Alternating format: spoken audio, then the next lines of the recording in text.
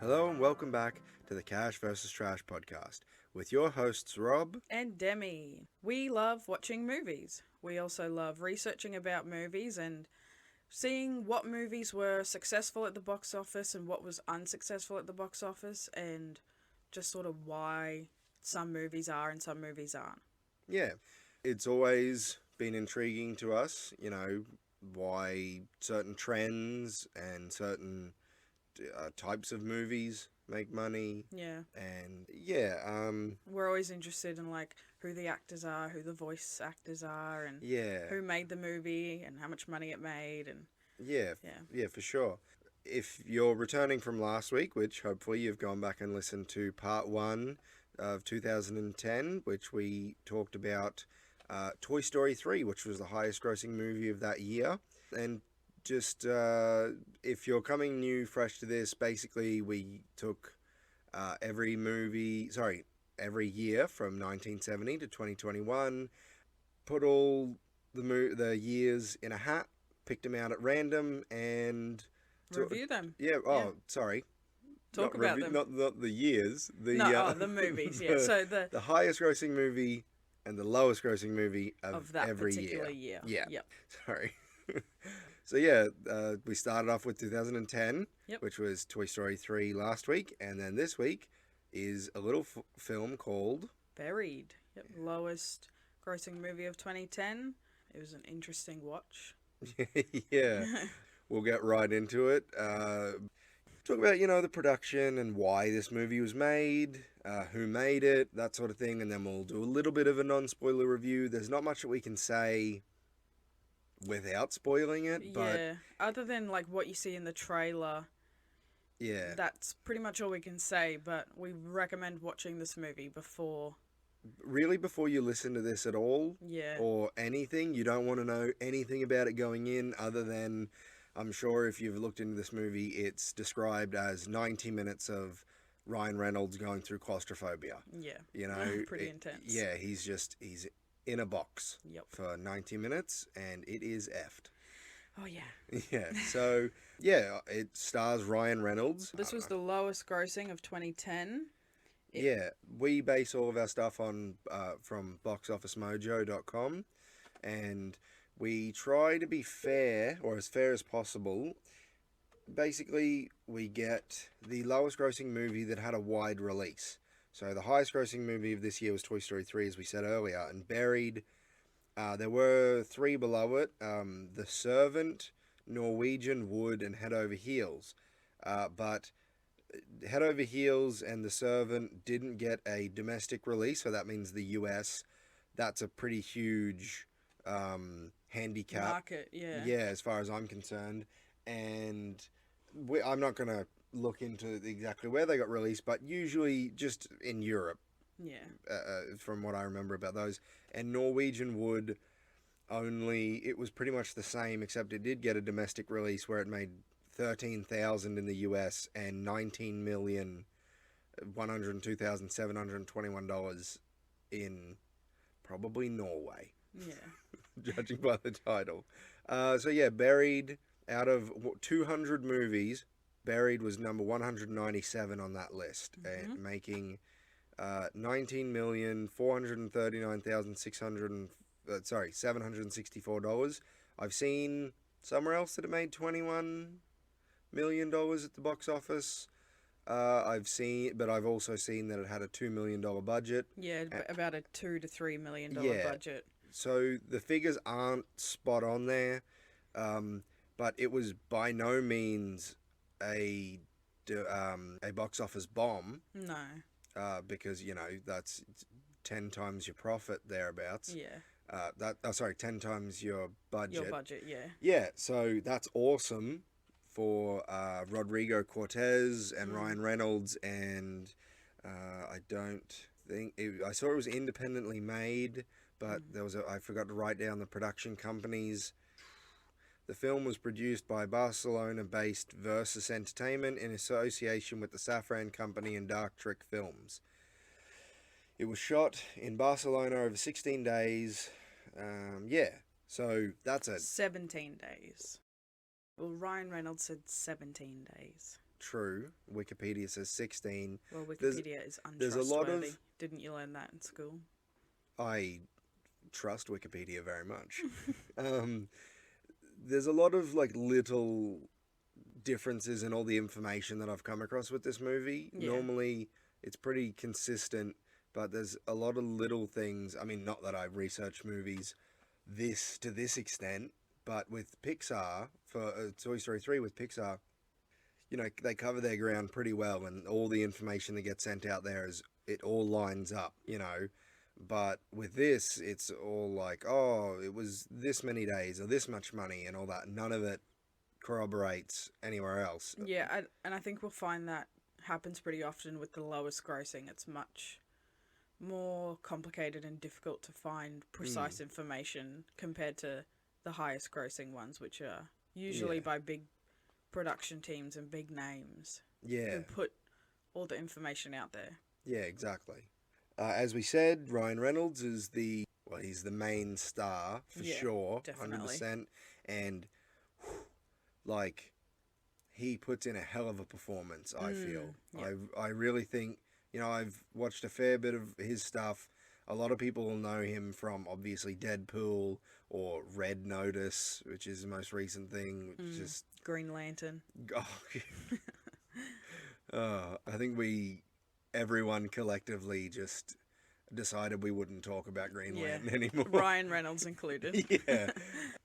I think I said Deadpool. Yeah. But I was looking at his IMDb. I didn't really watch it. I was a bit too young, but he was in Two Guys, a Girl, and a Pizza Place. I have which no idea what that I think is. was a pretty successful TV show or something like that, but I'd seen it around. Things are a bit different where we live. If you're in the States and you hear that, you might go, I've never heard of that, but where we are, we'll never tell. We just get the scraps, or we used to. Now, it's really good, but it used to be, I remember when I was a kid, there used to be a thing called Fast Track, where, what's up? Oh, I'm just listening to your story. Like, for people who can't see, which is everyone, Demi is just sort of darting back and forth from the mic. I'm trying not to breathe directly into the mic. I don't think people want to hear. You sound like the people from Midsummer. Midsummer. Oh, sorry. I can't do it. Anyway, now that we've lost the listeners that we didn't have. And we've lost track. I don't know what we were talking about. I don't really want to talk about the rest of the cast until we talk about spoilers. Yeah. Because everything that we're going to say... It's pretty much a spoiler. Yeah, because the only thing you see in the trailer is he's in a box. Yeah. It doesn't say in the trailer why he's in there, does it? No. You don't know why he's there, or, like, obviously, you know, how he got there. You don't know where the box is. You don't know who he is. It's just he's buried in a shitty wooden box. Come watch it. And I think that's great. A lot more trailers, I mean, there's not much they can do with it, but a lot more trailers should take notice of this kind of thing. Yeah, I agree. Red notice. Ha ha ha. I'll take my awards now. And not give so much away. Yeah. We watched a trailer the other day, Bullet Train with the Brad Pitt one. Yeah, and it was just like the movie. we just watched the movie for the When- trailer. When you said that, you were like, "Oh, that's just the movie." I was like, "Oh, that was great," because in my mind, I'm like, "Oh, I just watched a little Action action movie. short film. That was awesome." But yeah, you were spot on. It was a few minutes later. I was thinking, "Oh, not sure if I want to watch that now because I know how half the people die." We say that a lot recently. Like, we'll watch a trailer and we go, "Oh, like, when is this trailer going to end? It's just showing friggin' everything." Oh, well.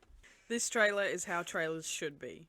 Just a little snippet of what the movie's going to be like to get you interested and wanting to watch it because you don't actually know that much about it. Well, you've just described a trailer. I know. Nowadays, because of like YouTube ads, they have a trailer for the trailer. Have you noticed that? In that 5 seconds before you go to skip, it's like a quick smash of a bunch of scenes, and then you're like, "Hey, what's this?" And then you watch the trailer. Yep. And Marvel does this all the time, but lots of places do it. They'll put out a video or an announcement that a trailer will be released, and it's actually weird. This is way not even to do with any of the movie or anything like that, but I find to take a few minutes to talk about it. They do that because so many people do trailer breakdowns these days. Yeah, true. And that is just more. Those are just trailers in of themselves because some people don't even watch the trailer. They go to their favorite person who does a trailer breakdown, and they. So instead of watching the trailer, thinking for themselves, and that sounds harsh, but then watching a trailer breakdown, I've done that heaps of times. I've gone, what is any of that nonsense? Yeah. Mostly for comic book movies because I grew up with cartoons and stuff like that, but not so much comic books. Let's do a non-spoiler review now. We haven't even talked about the production. Haven't we? No. Okay. Okay. So yeah, I wrote down $2 million budget. That's to be disputed. Watching the behind the scenes, I might leave some of this for our spoiler stuff. Everyone who made it, you can tell that they just love making movies. That like this is their passion. Yeah. Especially the director, Rodrigo Cortez. Yep. I'm pretty sure that's how you pronounce his surname. I think so. Yeah. He like watching it behind the scenes with him talking about movies and watching him do all of his stuff was a real treat. Yeah, he was just so excited and like full of passion the whole Yeah. time. So happy to be making this film. Yeah. Can tell he really cared about the work that he was doing. Yeah, one person described it like he had written the script himself or he'd been working on it for years. Well, that's But what I thought. I didn't know that somebody else wrote the script and he was just Well, making otherwise the he would have movie. been writer and director. True. But True. he was, he'd only got it 6 months before. I did see on IMDb there was an Italian movie came out the same year. It was a short film, like 5 minutes. And it was the same thing, a guy in a coffin. And it said, director, I think he's Spanish, because this is a Spanish-made film Yeah. in association with, like, American companies or something like that. Yeah. That he appreciated it. So maybe it came out early on, and then he was like, hell yeah, had it for 6 months. This only took just over a couple of weeks to make. Maybe that's what happened, that he just loved that idea so much. But perfect guy to do it, I think. Yeah. I saw an interview where Ryan Reynolds, like, he got the script and he was like, oh, yep, this sounds really good, but I'm not going to do it. Like, there's no way I'm doing this. I don't know how you would even do it. And then he said... Rodrigo. they got back to him with, like, an even longer email than the script explaining how they were going to make it come to life. And he was like, yeah, all right, well, let's go, let's do it. And he also said he didn't think anybody would see it, ever. Well, I mean, it was critically acclaimed, but he's not wrong. Like, 21 or however much, let's say 20 million, just round it to 20. $20 million at the box office for the release that they got, which was, it's like pretty much on par with the Toy Story 3 release. Like how, and that's not like every individual cinema and all that sort of stuff, but it had the same amount of countries and everything like that, which is really good. So it's not a lot of money. It's a really, like, that's bugger all, but because of the budget... Yeah, for them it was a decent profit. Yeah, and I've heard you take the budget that's released, which in this case, let's say $2 million, double that for marketing and promotional stuff. Yeah. So it's, let's say 4 million, maybe 5. That's still like a $15 million profit. Yeah. So if you're one of those companies that only put $1 million or $2 million into it, that's huge profits. You know, that's great. It's like Toy Story 3's budget was $200 million. We'll get more into this at the end when we compare the two, I think. So, non-spoiler review.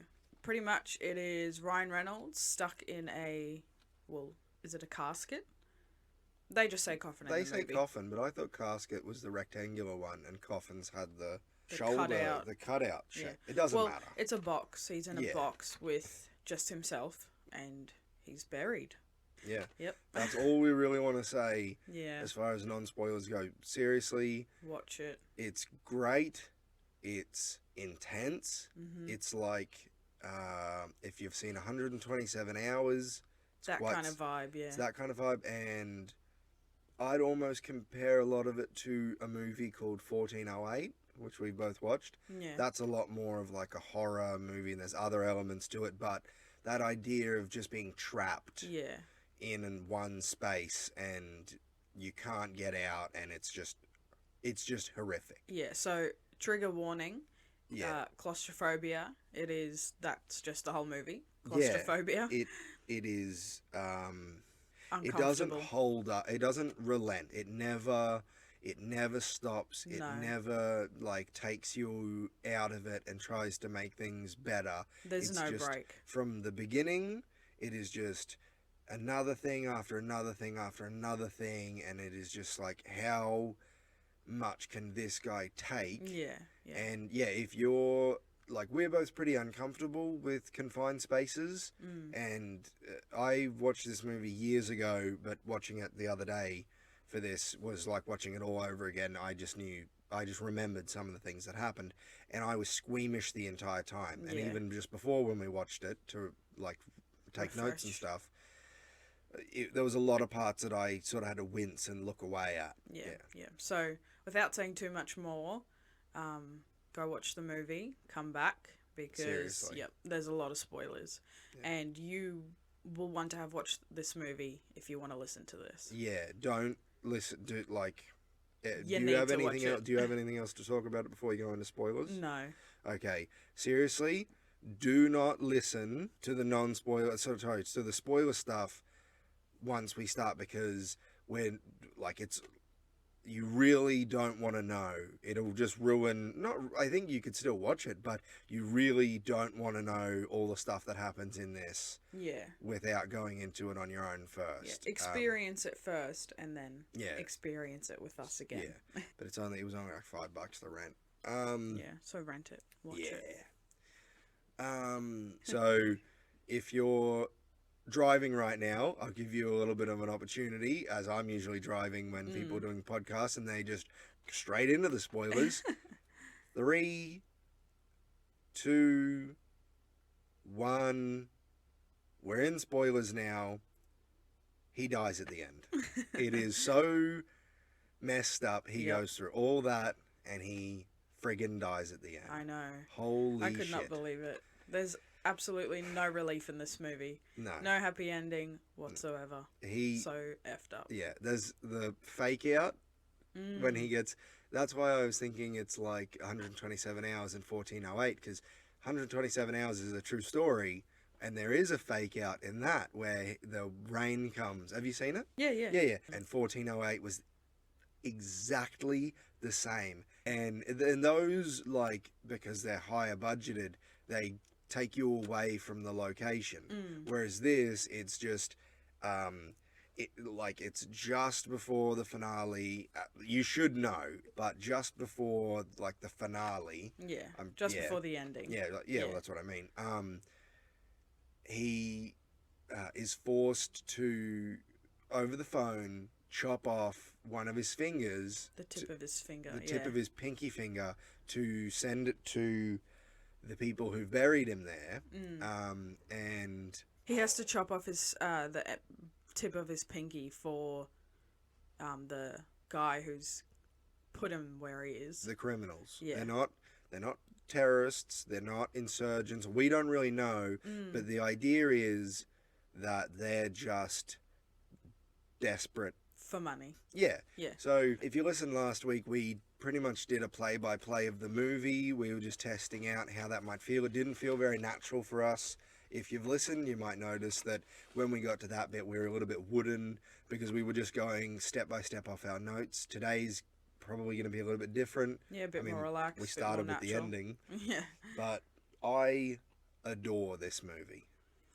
I just want to say that. Like, I know you and most people like nice, clean, polished, happy endings, but I love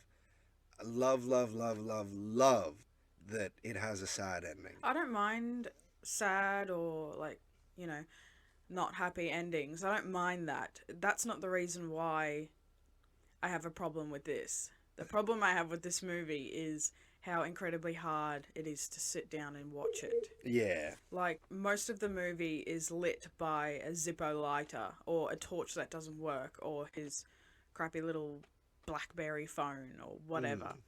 Like, especially in the beginning, when he's using the lighter, and it's so flickery, and I have to look away because it's, like, really uncomfortable and disturbing and hard to watch. Yes, you are correct about all of that. But that's the point. Yeah. I really liked how they did that. I don't know if it's exactly how they did that, because sometimes you see he's just holding the lighter, but there's a thing in the behind the scenes where somebody hands him.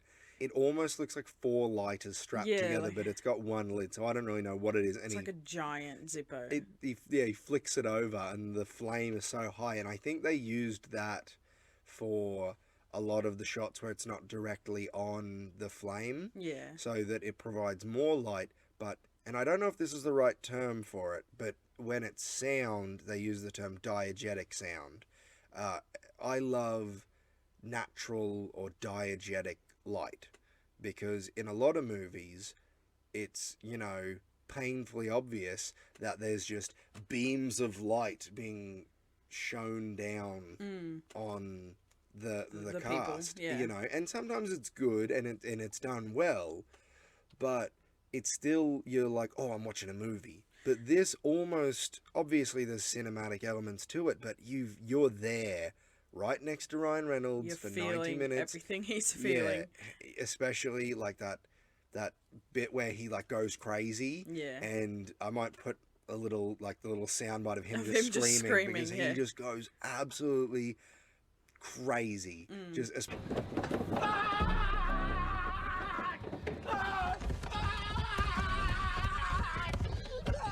But I think it's when the phone cuts out when he's talking to the FBI. Yeah, and he just loses it, and I was like, how's that not just 20 minutes of this movie? I know, because when he starts, you're like, oh, he's gonna go for a while, and then he quickly stops, and I was like, nah.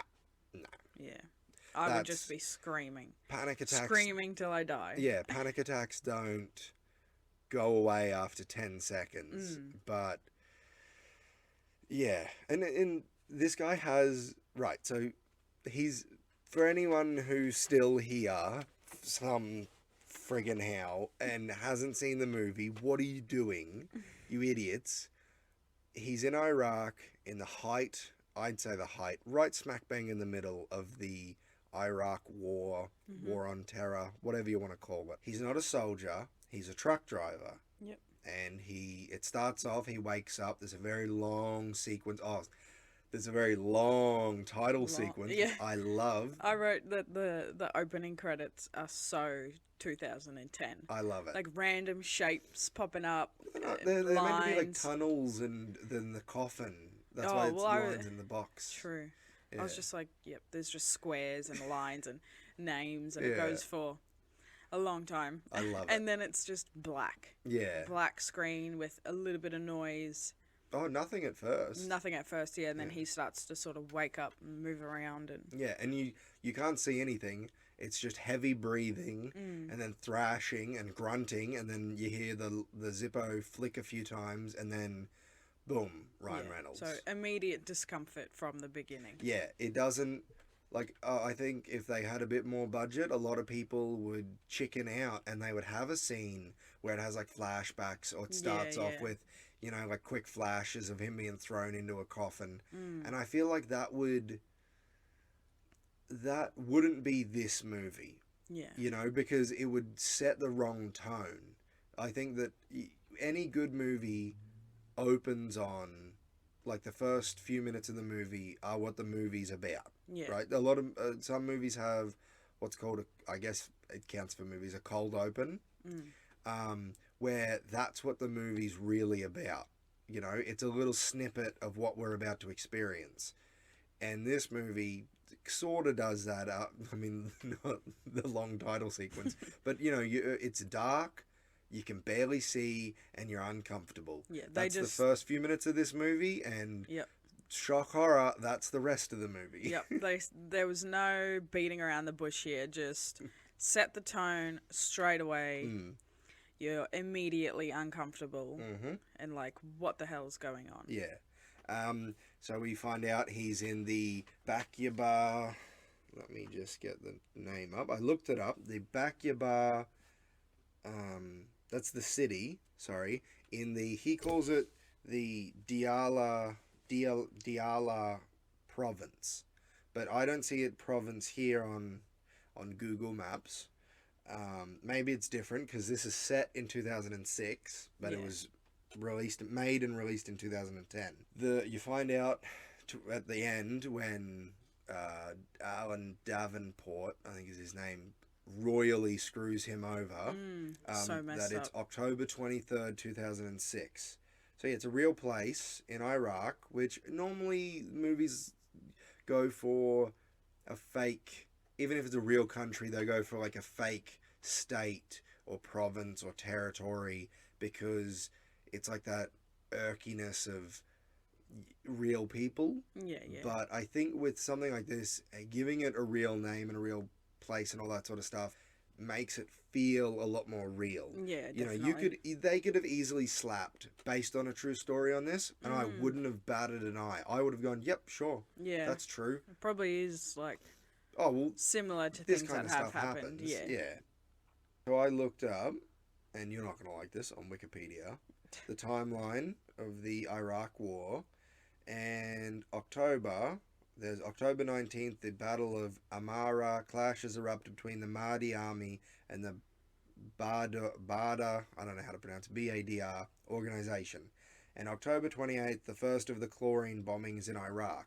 I looked that up because towards the end, what kicks off the finale, or the third act, is Yeah. a bombing of the mosque that's above him because he says he can hear the call to prayer. I couldn't hear jack shit. No, I didn't know what he was So, talking about. Maybe if we were in a theater, but Yeah, maybe. no.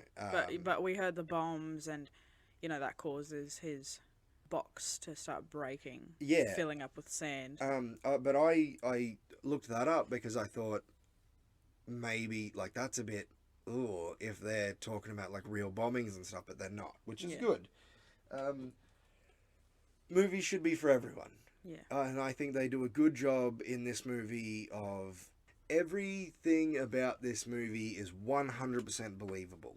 There was not 1 second in this movie where I went, I don't think that kind of Yeah. person would do that. Yeah, even the phone calls, like, are Well, so that's believable. most of the movie. Yeah.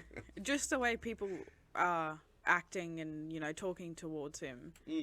Like, just some horrible people out there who only care about saving their company rather than Yeah. saving him. Yeah. I mean, like, you got to sort of see it from their point as well, though. Like, what are the chances of finding him and saving him? But where's your humanity? Especially like you say, in the middle of like war. Like the people who he's talking to, I know he just expects them to be like, all right, yep, we're gonna come find you. But realistically, I don't know. This movie has a little bit of a nihilistic attitude. You know, nobody cares enough No. to really do anything other than his wife and Dan Brenner. As you know, we'll talk a little bit more about him. But in a even minute. then, like his wife, not that she did it on purpose, but from his perspective, like no one is helping him. His wife's not answering. Yeah, she has to Everyone, phone at home. yeah, everyone he talks to is just like, Yeah, I've got a couple of notes on the people that he talks to. I wrote in all caps, "Call 911 now." I got reminded of that Skrillex song. See, that's the first thing he does. He's got a safety number that's supposed to get onto the military base.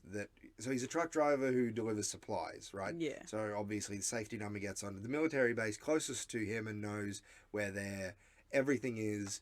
How it doesn't make sense to me that they didn't go, all right, he was part of this convoy, right, let's go exactly to where they were and then find him from there. You know what I mean? Like, but everyone's working from America. no. Dan Brenner's in Yeah. I don't know. It just seemed a little bit too much like they weren't doing enough. Just a little bit too much, but only when I really sit down and think about it. But when I'm watching the movie, You're I like, don't get F that these sense people. at all. Why aren't they helping him? A little bit. Yeah. But I get why. So yeah, he calls 911 using the international thingo. Gets a 911 operator in Ohio who's like, What are you am I doing? supposed to do? What are you doing, dickhead? I can't help you.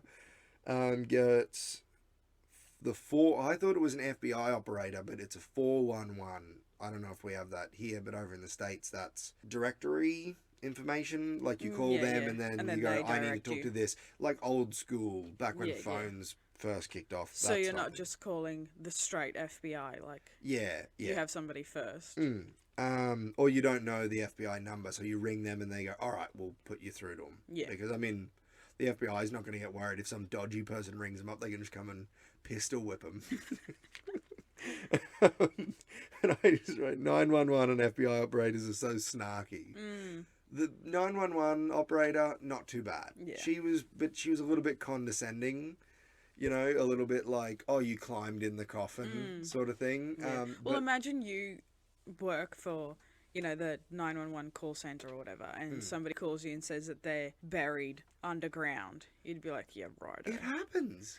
They can't just discount what somebody's saying. I know, but they would probably get, like, Prank calls, prank calls. They're not allowed to assume it's prank calls because Just in crazy case. shit happens. Yeah, I know. And yeah, the 411, I thought it was FBI, but she connects him through the FBI. She was snarky as. Like, he gets a bit loud, and she's like, oh, there's no need to be rude. What a bitch. Well, Not as bad as Donna. No.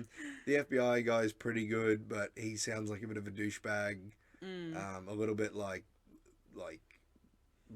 what's your social security number Yeah. and why didn't they kill you? Yeah. Like I get, they're detectives. very sus. Yeah, so, he has to ask questions, but it's like, you were right. He's just like, oh, I'll ring these people and they'll be like, all right, send a chopper, let's go pick him up, type thing. Yeah. But that's not how the world works. Yeah. They gotta just make sure that what he's saying is true before they waste their time trying to find somebody. Yeah. Because if he's not telling the truth, then that's resources wasted. True. Yeah. I mean, they're in the middle of a war that was, as far as I'm concerned, not to get too political, a big waste. A very big waste. Exactly. Very big waste. And I'm not talking about, like, everything over in the Middle East, but the absolute decimation of Iraq. A little bit misguided and a bit of a waste as far as I'm concerned. The sense that I got is when he calls all these people and tells them their situation, that they're sort of just like, well, they're all we're supposed to do. One of them does say that. Yeah. She's like, what do you want us to do from... Oh, no, there's not a lot we can do from Washington. And you just see Ryan Reynolds is such a good actor. Yeah. His face immediately just drops and he's just like, oh, like... Yeah, you can really, like, you can feel what he's feeling. He portrays emotions, like, through his face and like, expressions and... His chest? No. What are you... Like you're tapping your chest. In sound. Expressions. Is that expressions? Like the noises he makes.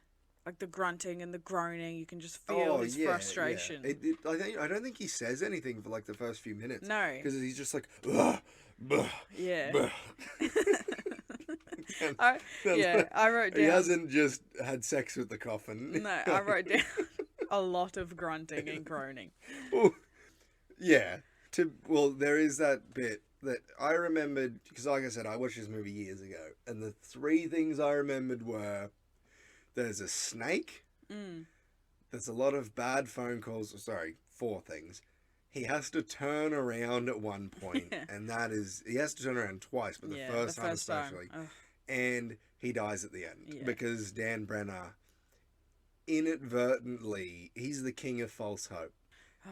He's like, so he tells, again, if you've seen the movie, it's burned into your brain. But if you haven't, Dan Brenner, who's the search and rescue guy for the military, let's say. I don't know. Specifically, he's the one who who talks to and deals with hostages. Yeah. So this kind of thing happens all the time, apparently. Oh, of course. Yeah. Yeah. I think he said dozens, and he's only been there for a couple of years. Yeah. Yeah. And So pretty much no hope. Yeah. So basically, is it Dan Brenner? Dan Brenner. Yeah. Yeah. He tells him. Paul Conroy is Ryan Reynolds' yes, character. yes, Let's stop sorry. referring to him as Paul Ryan Conroy. Reynolds because it was not. But Yeah. He's not the Ryan Reynolds that you're familiar with. No. He's not like, look at me balls. No. Like, He's very like even in the interviews, just quiet. Yeah. And, and professional. yeah, I mean, he's been in like funny.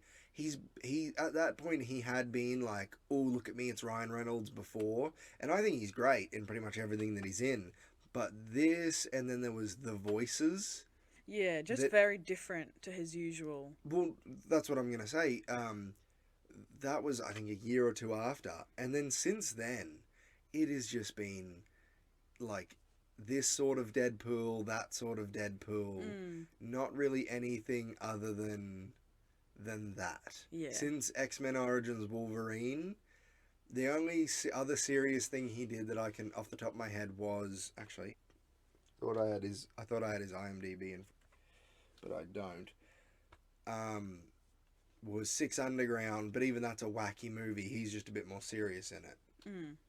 Yeah, so Dan Brenner says yes. to Paul, like, you know, there's been other people like you in this situation. And he asks, has anyone survived? Anyone been rescued? And Dan says, yeah, Mark White. And Paul says, well, where is he now? And he's like, oh, probably at home. So, you know, that gives him that hope that, well, if he could be rescued, then I could. And yeah, Dan Brenner is very encouraging, very... Well, to be fair, he thought he was being led to Paul. Yeah. He did think that he was going to save him. That's the only time when I really was like, this guy... Because there's sometimes where I was like, he's being kind of a dick. You know, he's like, you know, like anybody else on this planet, there's things that I know and there's things that I don't, and that was one of them. And I'm like, dude, he's in a coffin. I know. You're talking to someone who's literally buried alive. Yeah. Like I don't think he cares that... I think you got to... It's all that chain of command shit. You know, Paul makes the video of you know, the typical hostage video. Then it goes viral. We don't see that because we're in the coffin. But it goes viral. And, yeah, Paul probably got absolutely reamed by his bosses for that. Yeah, I reckon Paul got the sack pretty hard the next day when he's like, oh, we got that American... It was Mark White. The dead body of Mark White. And then Paul, you mean Dan? Yeah, Dan would have got sacked. Oh, you said Paul would have got sacked. Paul is dead. Dead.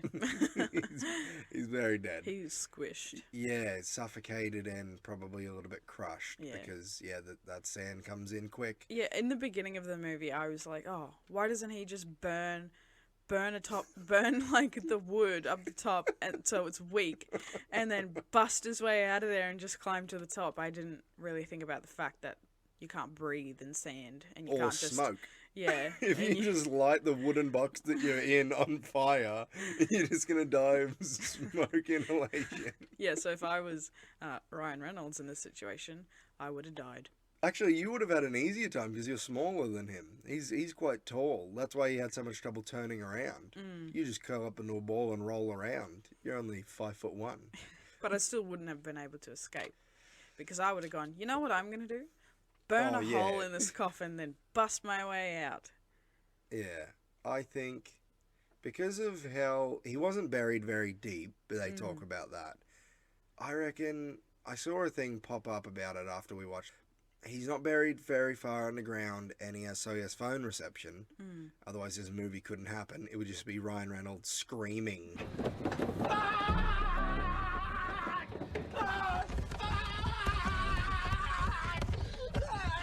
For 2 hours or not an hour and a half until he died. Yeah. Like bust out one of the sides or the bottom and dig your way out. Yeah. Well, you wouldn't go through the bottom. Yeah, you would. That's what I saw, the little thing. Because you got a knife, you got your hands, you smash up the bottom and you True. dig, and then you And just there's no sand falling on you if you go through the bottom, so you got that yeah. air So you pocket just of the coffin. yeah, you just dig like your way out or out of the coffin. It's probably not great and it might not work, Yeah. but if you go up, you're crushed. Yeah. And if you go out either end, then it's gonna like pop the top down, same as Yeah. the sides. Your only really way out is the bottom. Yeah. And then you just be like a mole, make a Mhm. tunnel. Yeah. You could even like start making a tunnel, then go back, get some air, then There's still air in the tunnel, babe. He's not going underwater. But you would scoop it out and you would have to put it in the coffin and shit like that. So just great escape it. You know? Maybe if he had been in there for longer, he would have started doing those things. Like the movie says that he's in there for 2 hours. I felt like it was a lot longer. I think than it was that. about 2.5 because he's on the phone with someone and they're like, you got.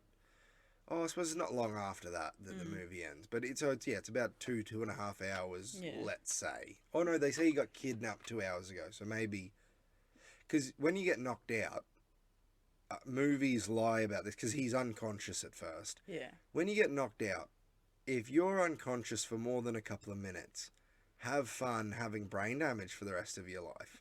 Because even if you're like, blah, blah, blah, you should be able to like talk. And I'm no expert, so don't be like, oh, it's all right. Rob said if I get cracked over the skull, as long as I can make noise, I'm fine. But if you're just out cold, like not moving at all, like they depict in movies, and it's hours go by, or even several minutes, You're probably dead. brain damage, you're a vegetable now. Yeah. Wouldn't that be a good movie? They knocked him out too hard. Far out. That's brutal. Yeah. Well, more brutal than being buried alive. True. I'd rather be drowned. I think that he got off lightly.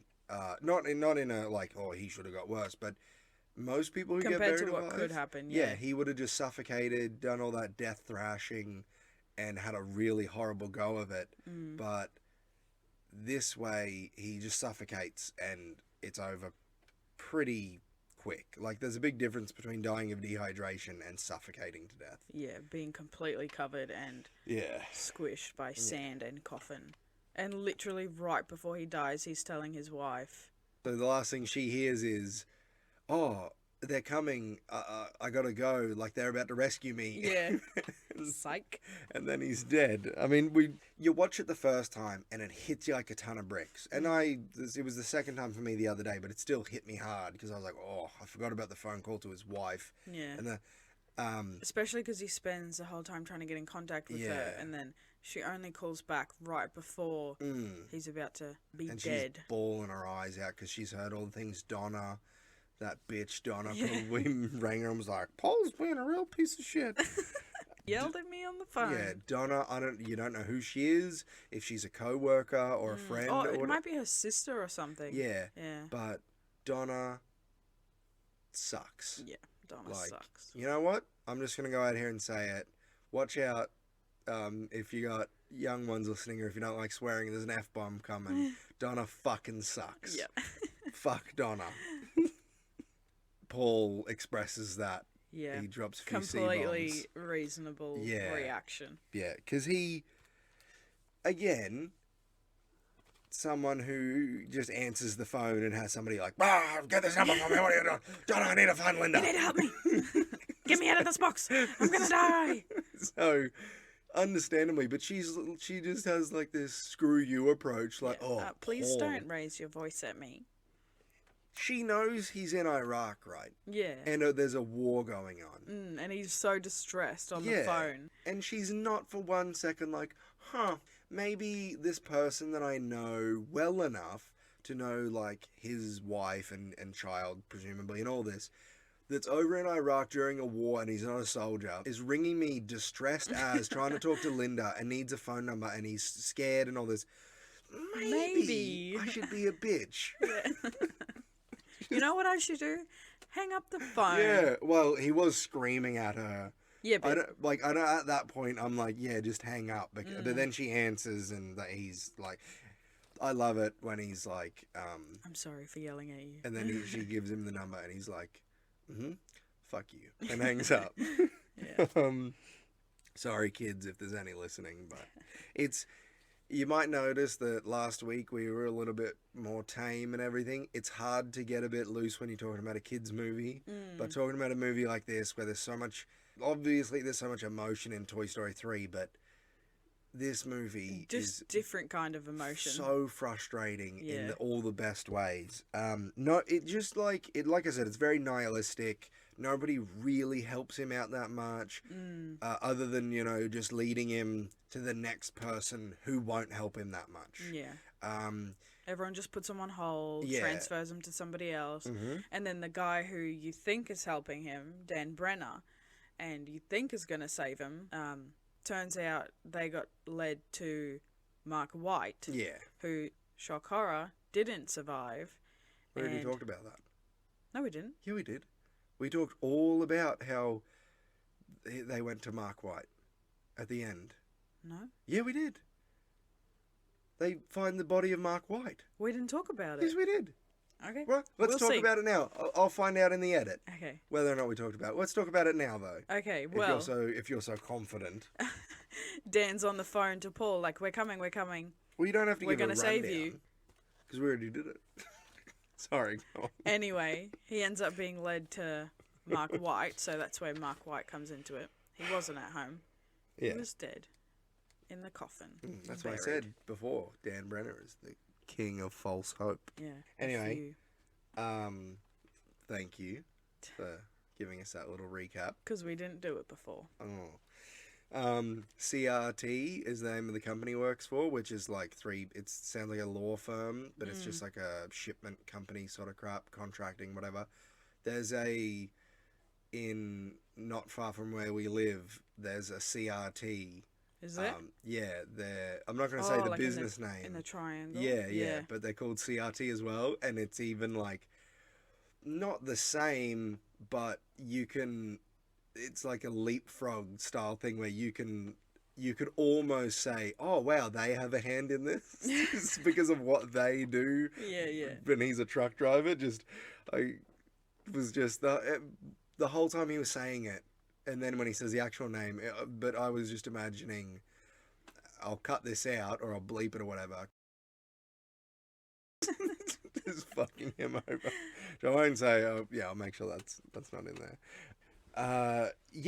But we'll talk about them, I suppose. Alan Davenport is the head of personnel. Director of personnel or something. Sorry, I said head. Something like that, yeah. Yeah. Same thing.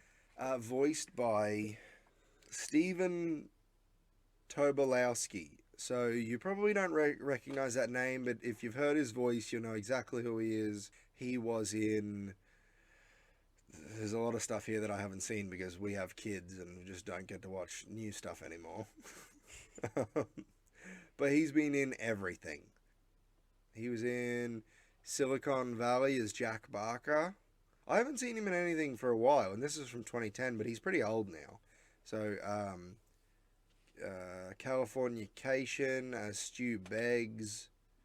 But yeah, if you watch it and you hear his voice, you will recognize it instantly. Yeah, he's one of those guys, just in everything. Yeah. CRT is the company that Paul works for, and early on he tries to get onto them because he doesn't have his safety number and all this, and he gets put through to Alan Davenport, gets the voicemail and all this, and then, but that eventually gets back to the government and, like, sort of helps him in a way. Yeah, he doesn't talk to him straight away. No. Because she puts him on hold, and then... The Washington government Yeah, lady, and then Alan Davenport doesn't answer. He calls back later. Yeah, but he calls her. That's how she knows what's up when he eventually rings. Yeah. Yeah, so he gets a call from CRT, and it's Alan Davenport, and he's like, asking him all these really stupid questions, and then he's like, I'm going to put on the recorder now, and you're like, what is he doing? And then even Paul's like, why are you asking me this stuff? Why are you recording? And, Yeah. they have a back and forth, and it quickly becomes apparent that CRT is royally screwing over Paul Conroy. Mm-hmm. They again, if you haven't seen the movie for some reason or you've just forgotten or whatever, there's a little bit in the middle of the movie where another one of the truck drivers was alive. Yeah. A woman, I can't remember her name. Yeah, I can't She's remember. barely in it. She doesn't even talk to Paul, but she to get him to do the video, Jabir, I think is how you say his name, the quote unquote bad guy of the movie, and we'll talk about him just after this. Sends a photo of her gagged with a gun to her head. And he's like, rings him up and he's like, no, I'll do it. Then he does it. Then a little bit later, they send him a video of her doing it, but she breaks down halfway through and they shoot her in the head.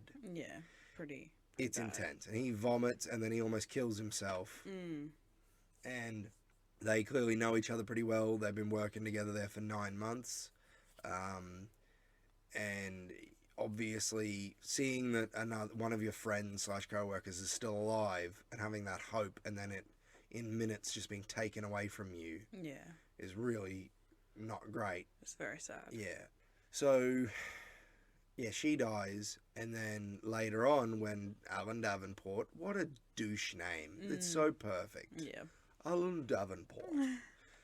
He rings him up and basically says, like we said, he records and all that, and he basically says, oh, you were terminated this morning before you were kidnapped. So any of your life insurance or anything payout, you signed contracts saying that you weren't allowed to fraternize or have sexual relations with any other workers or anything like that. They say the reason why he was terminated was because he was having relations with the woman, the one who died, one who got shot. Sexual intercourse. Yes. And he says, no, we were just friends. I don't think that it was true. I don't think it matters. No, I really think that why would he ring him up then? Yeah. Why wouldn't he have rang him up straight away to tell him that? Yeah. I think that they printed up the papers once he got kidnapped or, once the incident happened. Honestly, I wouldn't be surprised if they did it with all of them. Yeah, it was very convenient that they rang him and accusing him of that after she'd been shot. So there's no way she can say, no, that's not true. Yeah, and he says, no, we were just friends, but they'd supposedly terminated him that morning. There's no way they wouldn't have told him. Yeah, no. They would have, if you, for anyone who doesn't know, if you get fired, they don't keep you around to work that day. Yeah. You get the hell out of there. Some places might go at the end of business, but if it's breach of contract type stuff, you're gone.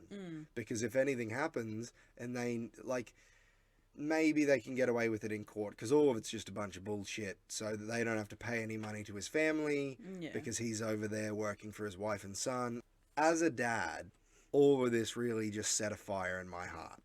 Watching a guy who's just a normal bloke, even though he's one of the handsomest men in the world, why didn't he just become a friggin' model? But he's just doing a guy. his best for his family. Yeah. Just doing the best he can. And trying he even to make, says that. Yeah, a heap of money, which is the American dream. And he gets screwed over because corporations don't care, the government doesn't care. Yeah. And people should just recognize that. The quote-unquote man, the powers that be, don't care. No. And Paul learns this lesson in the hardest way possible. Yep. And he even comes to terms with that. He's like, you don't care about me. And I think that's why he's fine to do the videos and stuff, other than he doesn't want his friend to die. Because screw the people who, they're like, oh, we can't risk this getting out, Yeah. He's like, if the news finds out, then that'll put more pressure on you to help me. Yeah. But basically, he comes to realize, because the bad guy wants $5 million, and he comes to realize that he's not worth $5 million, and no one's going to pay that for him. Yeah. Yeah. All right. Yeah. So Jabir, we never find out his name. I don't reckon it's in the IMDb credits as Jabir. He is an Iraqi man. He sounds quite similar, not in voice, but he sounds just like the kind of guy Paul is. Just a guy doing what he can. But if you're living in a country that has been repeatedly bombed by Americans. Yeah, just by anyone. Well, yeah. And just people have been slaughtered over and over and over again. And you're like, I think he says that one of his kids or several of his kids had died. Yeah. He had so many kids, and now he's only got the one left, and all this. He's just like, just want money. He's like 5 million money, 5 million money. And he even drops the price to 1 million. Yeah. Which is a lot, and he's pretty happy to drop it. Yeah. By so much. So he's just desperate for money. Yeah, and you can tell he doesn't really understand how it works. In his mind, and how a lot of people would think is, I've got a human being who has value to them. Yeah. Your country should come get you, other person. Yeah, pay and because $1 million. because you're worth, like, what's a life worth, and all that sort of stuff. But Jabir, like the criminal, kidnapper, murderer, is more naive than Paul, because Paul accepts pretty quickly that they're not going to do it, and Jabir's like, no, like, they'll come get you, they'll give me the money. Yeah, they'll give you the money, and he's like, no, they don't care about me. No. And it's they say straight up, well, we can't pay it. Yeah, we're not going to pay it's it. the American. I'm sure any US citizens will let us know, or people who actually know what they're talking about. I don't know if it's a legal thing or if it's just one of those things they say, but we don't negotiate with terrorists. Yeah. And they're never going to pay the money. And they even show that by bombing the mosque above Paul instead of coming in peacefully trying to find him. Yeah. Which sets off the third act. Yeah, I don't have too much more to say. Like, he's just a guy trying to get money. Yeah. To help his family and community. Oh, do you want to talk about the snake scene? Yeah. It's messed up. Yeah. So we saw in the behind the scenes that obviously when it looks like the snake is going through his pants, that they're just pulling a tube through. Yeah. But the snake is actually real. He just wasn't in the coffin with it at the same time. No. There is one shot that I swear is CGI, unless they're using a fake leg. When he's pulling his legs up? When it comes out of his pant leg. Yeah. Yeah, that's the only shot that I was like, ooh. But I thought that all of it was CGI, and then I was looking at the credits and it said Snake Handler, whatever his name is. And yeah, it was a real snake, but you can tell that it's just a fake shoe, or maybe that was where the stand-in guy was there. Yeah. We don't know what kind of snake it was. Was it like a deadly snake, or just a honestly, black? I don't think it's really meant to matter. Yeah. I think it's, in that situation, like, I, off the top of my head, can't think of what kind of snake it was, but a desert snake. I just called it a desert snake. Yeah. And usually they're the ones with all the venom, just true. like where we live. That might narrow it down for anyone other than our accents and our slang, is that we have lots of very deadly snakes here. So many. Holy crap. Jesus Christ. Snakes galore. So yeah, real snake, but he wasn't actually in the coffin with it. Yeah. Oh. Have you ever received the advice on how to deal with the snake as try to set it on fire? No. Because instead of just going, I reckon I could probably stomp this snake. Or he has a knife. What? Is he going to throw the knife at it? No. Well, Piss it off? I reckon if he had just started, like, stomping at it. Oh, but then it could have bit him if he's got his leg right there on it. He lit a fire in its face and it didn't attack him. It just buggered off out of there. Because it was, like, surrounded by fire. I think what he did was a good way to get rid of the snake. Yeah. It wasn't the worst thing he could have done. And yeah, that just causes problems for him anyway. Yeah.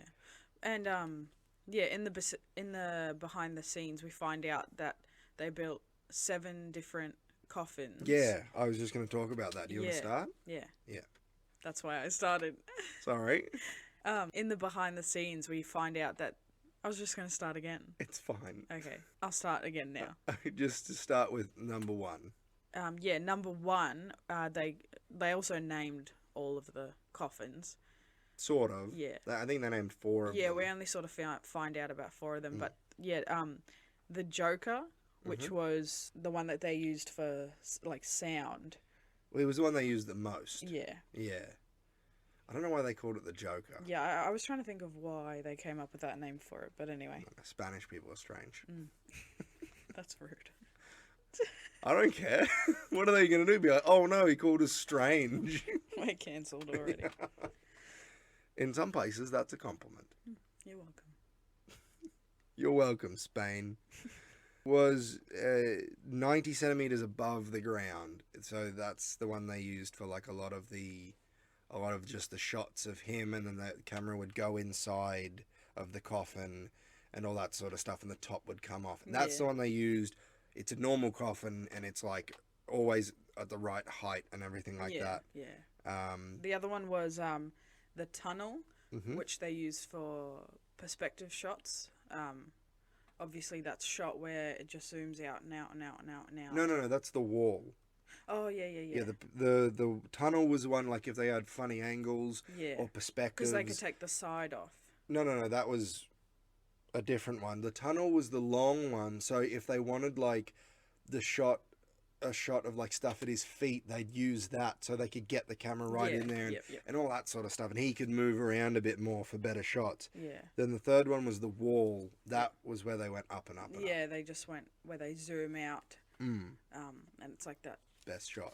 Yeah, that was a good shot. You said it was crap when we first watched it. I said it makes it look like it's bigger than what it is. It's supposed to look like a prison cell, I think. Yeah. Like he's just trapped. Yeah. Which he is. Yeah. And the fourth one was the 360. Which is obviously for all the 360-degree shots. That's when they take the sides off. They did it so cool. So there's some shots where they'll start on one side and the camera will move all the way around, but all the pieces are there as it moves around, and it's because they would take them off and put them back on, like it was like a dance with the camera. It's done so good. And then the other three were just like quarter pieces or half pieces that they would use for certain shots. I think it's cool that they made like all those different coffins to be used for different things, but in the movie you do get the sense sometimes that the coffin is bigger than what it is at other times. Sometimes you feel like, I feel like I'm trapped with him. Or boxed in, and then other times you feel like he's got a bit more room. I remember you did say, why doesn't he just roll over to be more comfortable? And then 2 seconds later he rolled over. Yeah, because I was thinking, if I was stuck in there, I would lay on my tummy the most, because that's way more comfortable than laying on your back. Your tummy. Your little tummy. Yep. What would you do? Would you lay on your back or your tummy more? I'd probably just headbutt something until I died. Yeah. I'm so terrified of, like, small spaces and stuff, but just being trapped. And like, if I got trapped in this room that we're in right now, that's not great because I'm trapped, but I can stand up, I can lay down, I can sit, I have a full range of movement, right? That's one thing. But any of these situations, like 127 hours, screw that. This, nuh-uh. You can't sit, you can't stand. I know if I was in that situation, I would just get the sudden urge to just stand up purely because I know I can't. And then I would just get so frustrated and probably combust. There was, I don't know exactly where, medieval times, ancient times, probably both. There were prison cells that were pretty much just designed to leave people to rot, where they would make them not quite long enough and not quite tall enough so you couldn't lay down or stand up comfortably, and you could never stretch out all the way. That is people used to be way, like, people say, oh, the world's so terrible today. Yeah, but at least in most places in the world, this kind of crap doesn't happen. It's not great. Torture methods. Oh, I don't mean torture methods. I just mean, like, being well, actually, let's just say but you get tortured to death.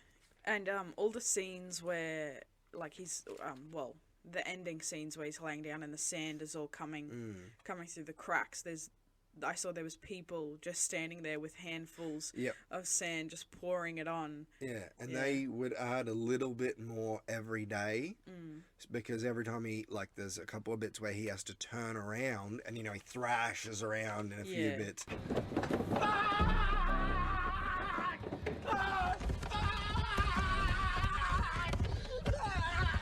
Bit of sand comes And through. sand comes through, and they added more and more every day. And Ryan Reynolds said on the last day of shooting, he has never experienced anything like that before, and he never wants to experience anything like that again. Yeah. And I don't blame him, because that final couple of shots where he cannot move and his face is just pressed up Yeah. against the The wood, top, yeah. and it's just filling up and filling up. That's all 100% real. Mm. That actually happened. It's just that then they popped the top off and he was Yeah, fine, yeah.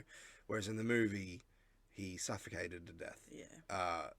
And Duh. that's why they had to film this in 17 days, 3 weeks, because just for Ryan Reynolds' mental and physical well-being, they couldn't leave him, doing this so often. Yeah, They had to sort of wrap it up pretty quickly. It messed him up. Yeah, sorry, you go. I was just gonna say, a lot of the shots that they did were first takes because Yeah.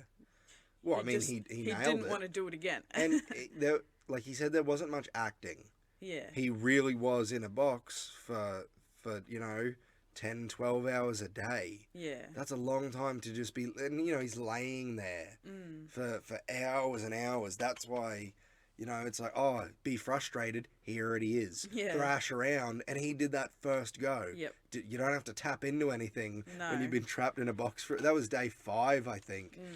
5 days of laying down all day, back of your head, and all that's rubbing up against the wood. You can't move properly. Yeah. For hours and hours and hours. There was a lot of just raw emotion. Pretty much raw emotions, yeah. And that's why it's so easy for the audience to relate to what he's feeling, because you can just see that he's not having a good time. Yeah. He had regular panic attacks. Like he said that it would just happen, and they would have to get him out of there. And yeah, he help said him that breathe. the people could hear, because he had the mic strapped to his chest, that they could hear his heart beating so fast because he was having actual panic attacks. Once in a lifetime experience, he said. Yeah, not a good one.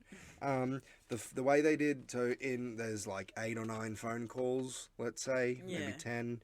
The way they were done, they can't have all those actors actually ringing him or anything like that, and there's no point paying them extra to be on set. So they had a stand-in. A woman would go. The set that or soundstage, whatever you want to call it, it's like a warehouse looking thing.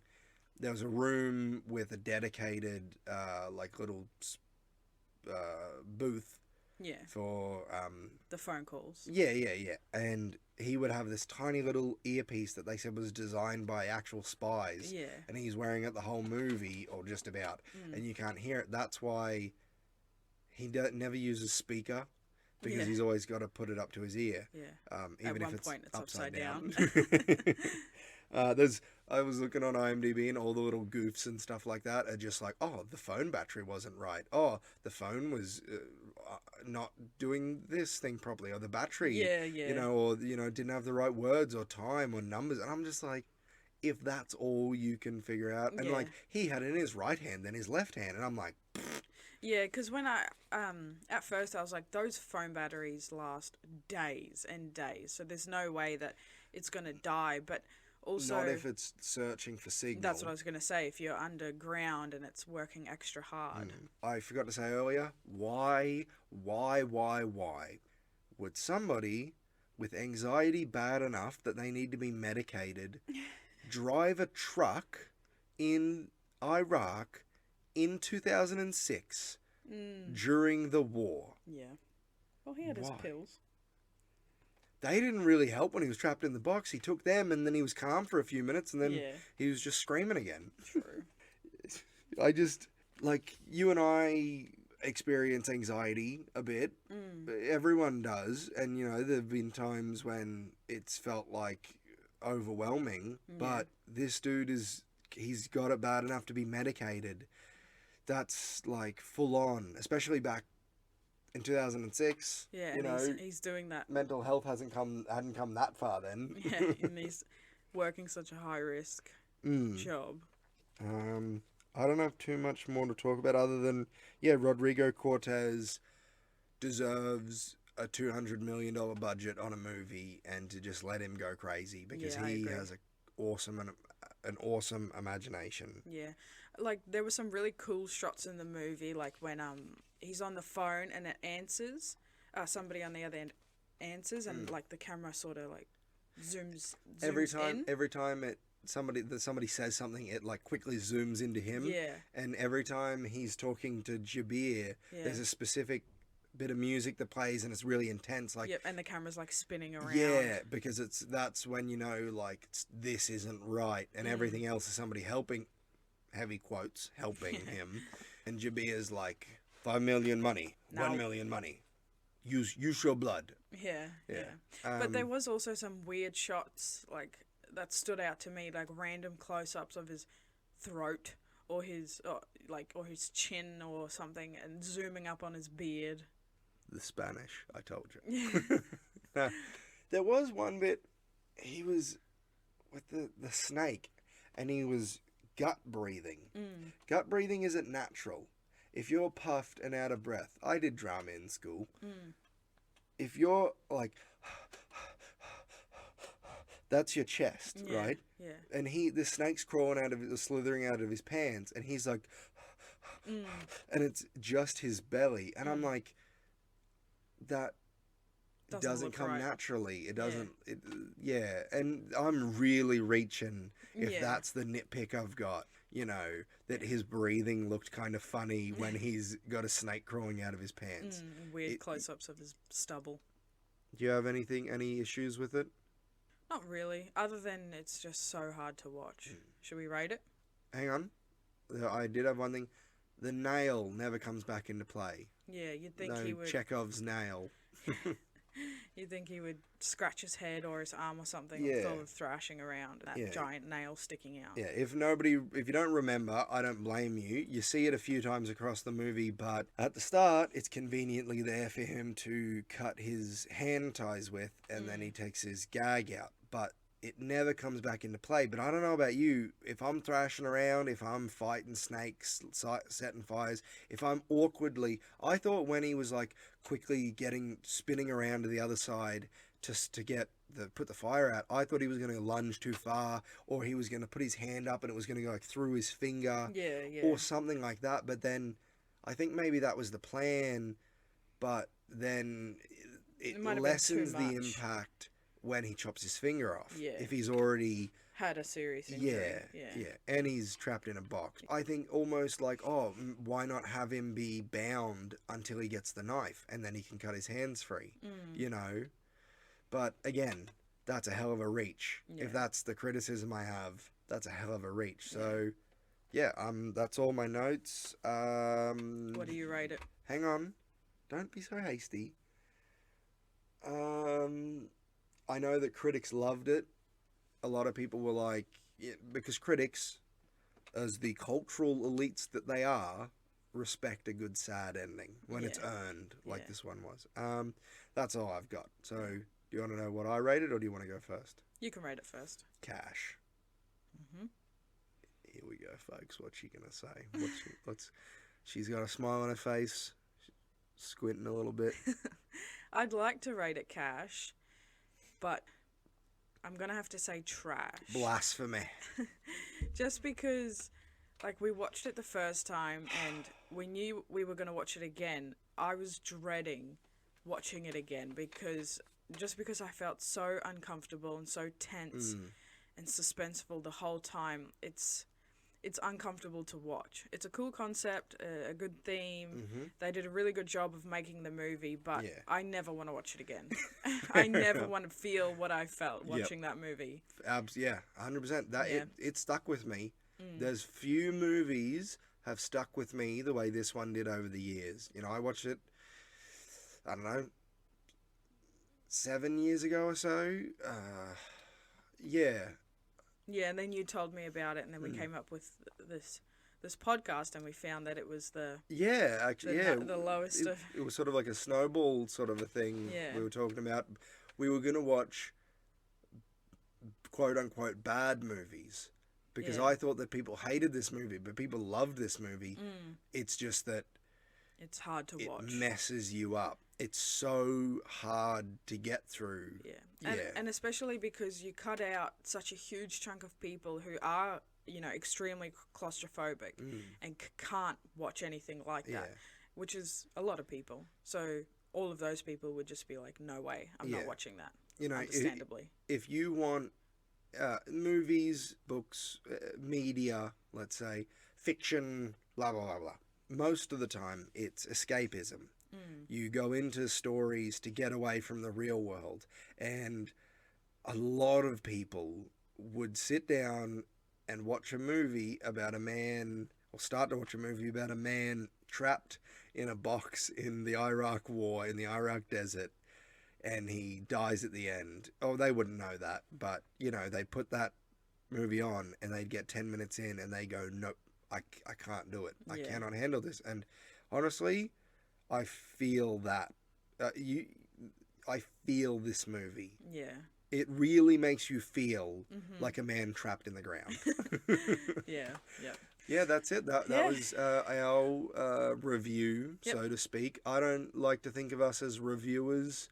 We enjoy movies, even the bad ones. I think of us more like, we give it a rating and all that, but this was technically financially cash and trash at the same time, because it was not a bomb at the box office because it was quite financially successful, but it was the lowest. it was the lowest in a fair fight. Yeah. But 50-50, it's right down the middle. Financially, it's technically cash and trash, and between us, it's technically cash and trash. So that's interesting.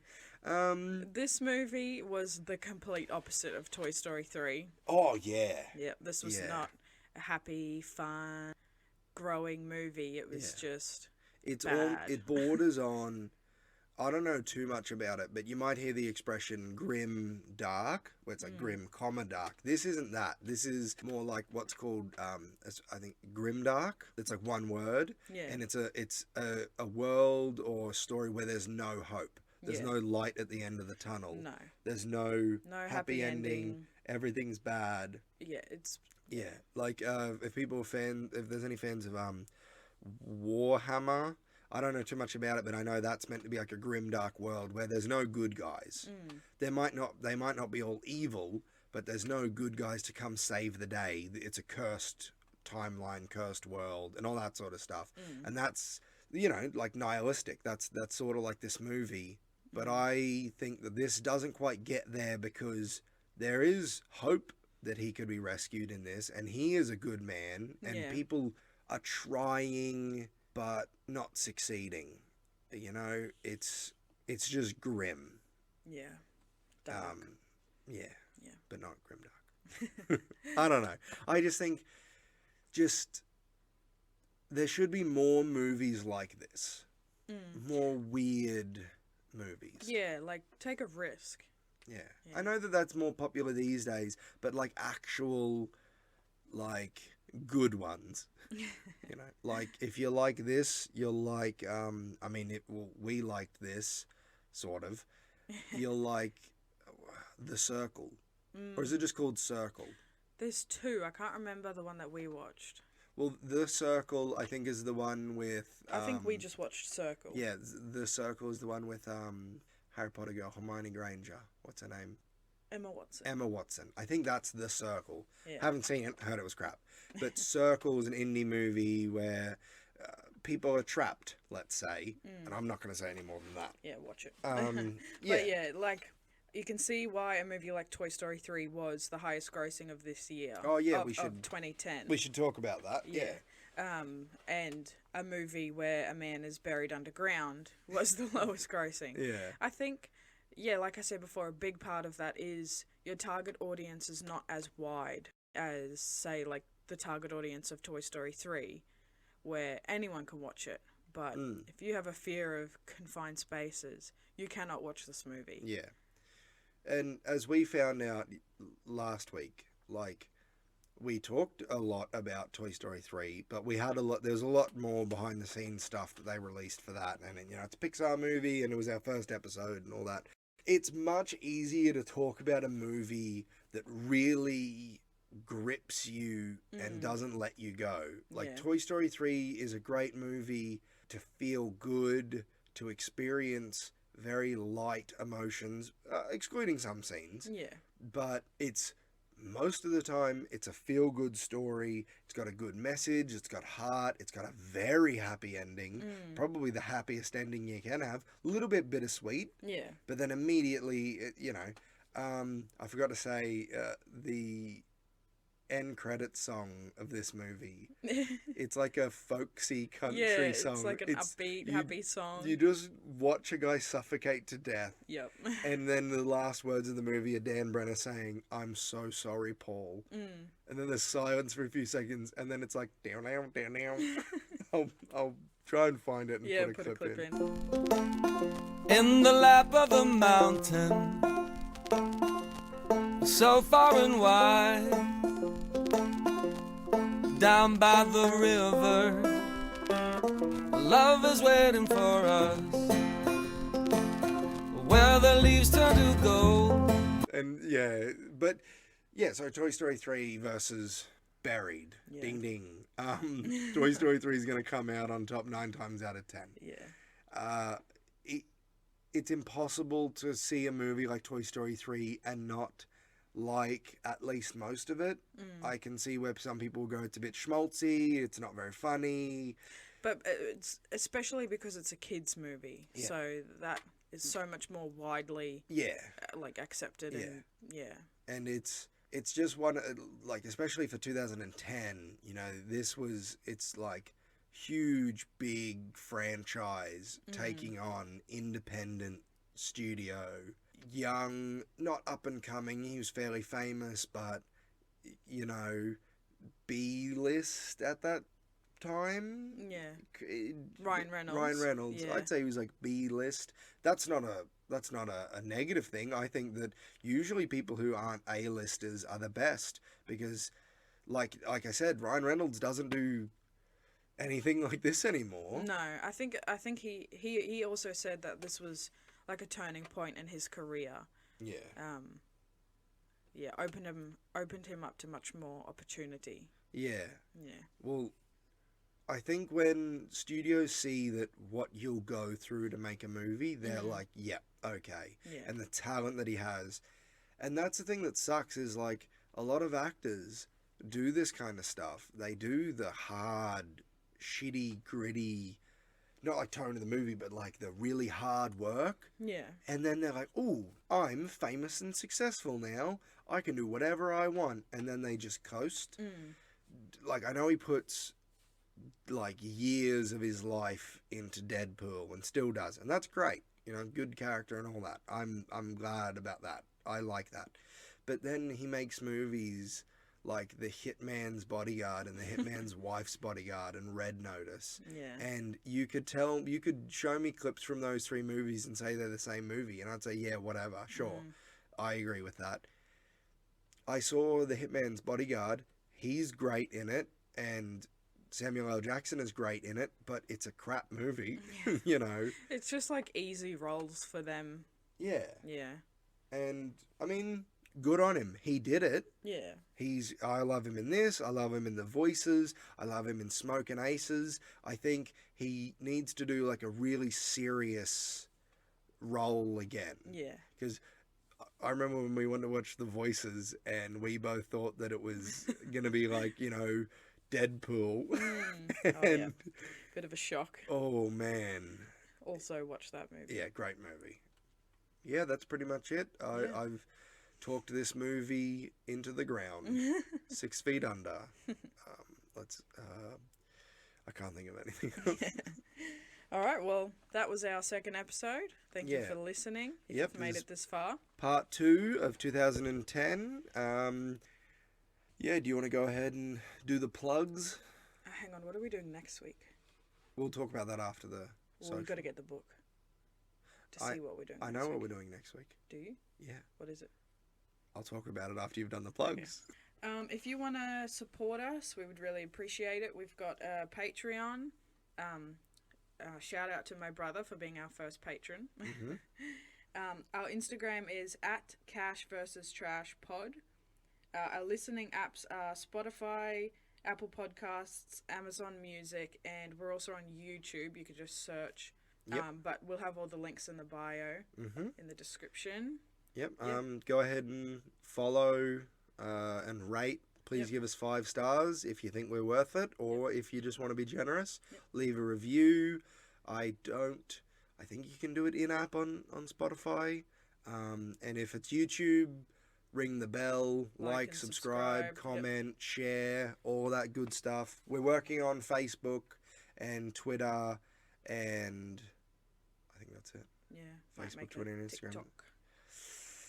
I don't know about that. Anyway. Well, how would that work? We don't do videos. Yeah, I don't know. We'd really appreciate your support if you think it's Yes. worth it, or if you don't. On Just do it anyway. On Patreon, or if you just want to support us by liking and subscribing. Anything, we'll take anything. Yeah, you know, share it around. Tell We're your friends. desperate. Tell your mum. we'll do anything. Yeah, tell Yeah. you. Tell your mum. Yeah, definitely. Tell her I said hi. Don't do that. Yeah. Next week is. Do you want to do a drum roll? That's going to sound terrible. 2016, the highest grossing movie, of that year was Captain America: Civil War. Yeah. Yeah. And yeah, tune in next week to find out what we think of that, some behind the scenes facts. I hope nobody comes to us thinking that we're like the definitive be all and end all, that we're like, this is how this is. I don't want that much power or perceived power. We're just doing this for fun. Yeah. We got started. The pandemic sucked. And then as I'm sure everyone can agree with. Yeah, certain things that are going on in Eastern Europe suck. Yep. And we've been planning on doing this for a bit, and yeah, we just thought, why not bite the bullet?